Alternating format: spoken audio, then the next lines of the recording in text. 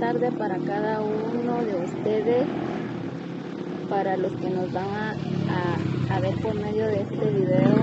Que Dios me los bendiga.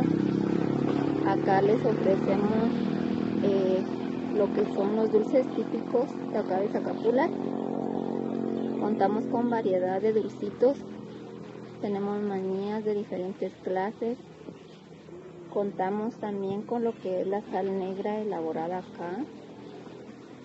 Tenemos sal negra molida y les ofrecemos también en piedra.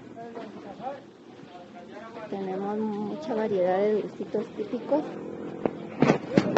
Aquí tenemos muchos dulcitos que son elaborados acá. Como pueden observar, ahí encontramos variedad de dulces. También contamos con lo que son las canastas, por si desean adquirir alguna su canasta o comprar una canasta, nos pueden visitar. También contamos con lo que son canastas elaboradas acá, artesanales más que todo, con lo que son las canastas de caña. Contamos con las canastas,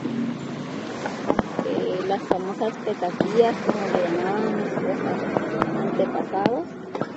También contamos con lo que son jícaras, por si desea degustar algún vasito de bebida.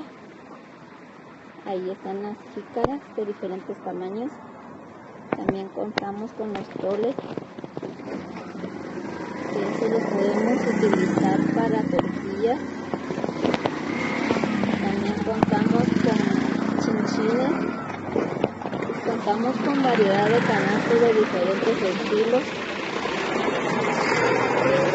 Para los que deseen visitarnos, aquí les estaremos atendiendo muy amables.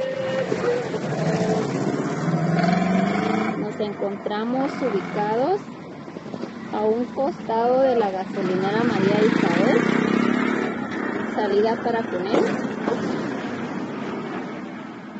Aquí los estaremos esperando por si desean visitarnos.